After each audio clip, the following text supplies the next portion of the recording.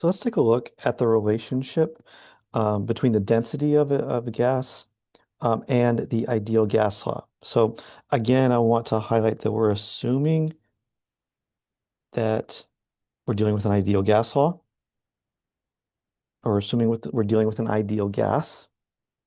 And one of the things I want to emphasize first is that a lot of the properties of the ideal gas law are the same for all gases, like molar volume.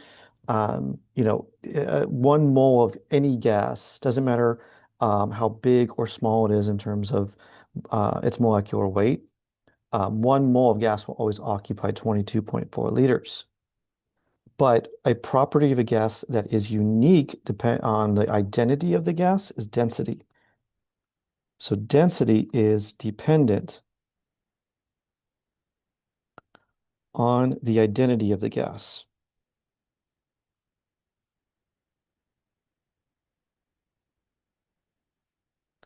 And so let's just start from our basic density equation. Density is mass over volume. And what else do we know about volume? Well, we've seen volume in gases using the ideal gas law. So if I solve for volume here, I get nRT over pressure. Now what I'm going to do is I'm going to take, notice I have volume here and I have volume here. I'm going to take all of this and plug it in right there. And so that is all going to be derived so that density is now mass times pressure over moles times R times T. So I didn't do any magic there. It's just I plugged it right into the density equation. I plugged volume in from the ideal gas law and I put it into the density equation. And I want you to look at something here. What is this? What is mass over moles?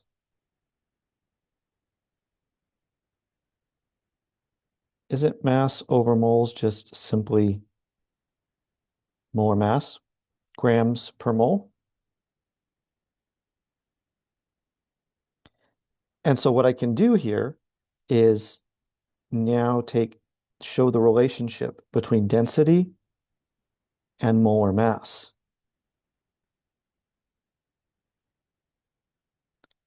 So if I know the molar mass of the gas and I know what pressure and temperature it's at, I can find its density. Or let's say I don't know the molar mass, but I know density, pressure, and temperature. Well, then I can calculate the molar mass of that unknown gas. So let's look at a quick problem here.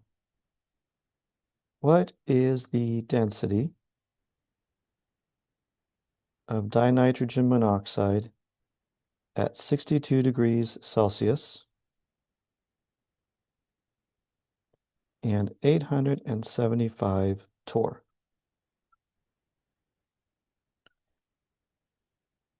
All right, well, I got my density equation there. And I'm going to use the new one, the one I derived between density and the ideal gas law, and start plugging things in. All right, so the molar mass of N2O, I can find that, just add it all up from the periodic table, 44.01 grams per mole. And now I need pressure. Here's a common mistake students make, because the process of this problem is really easy. I'm taking numbers and I'm plugging them into a formula. That's not difficult at all. I have to remember though, because I have a constant in there, a gas constant with very particular units, that my pressure has to be in atmospheres. And my temperature has to be in degrees Kelvin.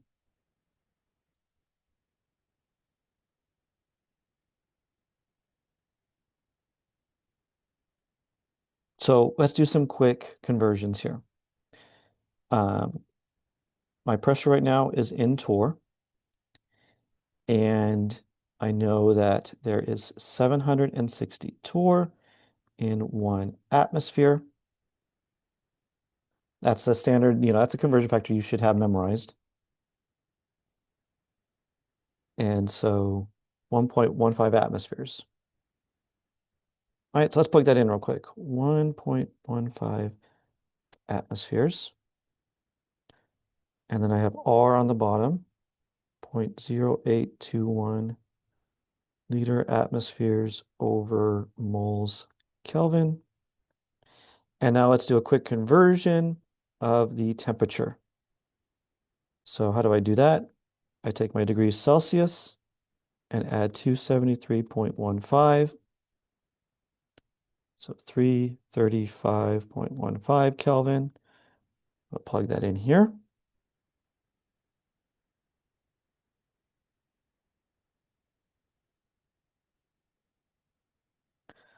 All right, let's start canceling out some things here. I got atmospheres on top of a fraction and at the bottom of a fraction.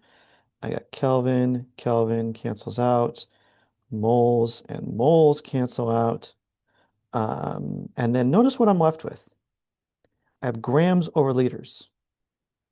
Well, that's a density unit. It's a mass per volume. So I've set this up correctly and toss it all into the calculator. And it comes out to 1.84 grams per liter.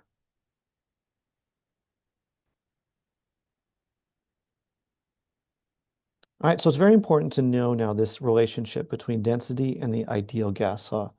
So I'll just reemphasize, know this equation. In the next video, what we're going to look at is finding the molar mass of an unknown compound, of an unknown gas or volatile liquid.